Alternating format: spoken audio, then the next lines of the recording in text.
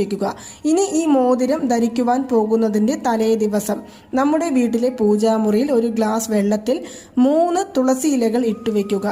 ആ തുളസി ഇല ഇട്ടുവെച്ചിരിക്കുന്ന തുളസി തീർത്ഥത്തിൽ ഈ മോതിരവും നമുക്ക് ഇട്ടുവെക്കാവുന്നതാണ്. ഒരു രാത്രി മുഴുവൻ ആ ഗ്ലാസ്സിലെ തുളസി തീർത്ഥവും നമ്മൾ ഇട്ടുവെച്ചിരിക്കുന്ന മോതിരവും അവിടെ തന്നെ ഇരുന്നോട്ടെ.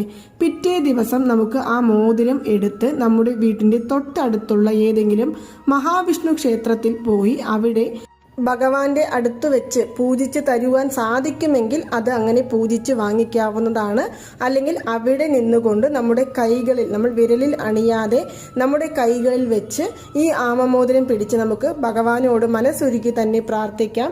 നമ്മുടെ സാമ്പത്തിക സ്ഥിതി ഉയർന്നു വരുവാനും നമ്മുടെ സാമ്പത്തികപരമായ ബുദ്ധിമുട്ടുകളെല്ലാം മാറിക്കിട്ടുവാനും പ്രാർത്ഥിച്ച് നമ്മൾ കിഴക്കുദിശ നോക്കി നിന്നുകൊണ്ട് ഈ മോതിരം നമ്മുടെ വലതു കൈയിൽ അണിയാവുന്നതാണ്. ഈ മോതിരം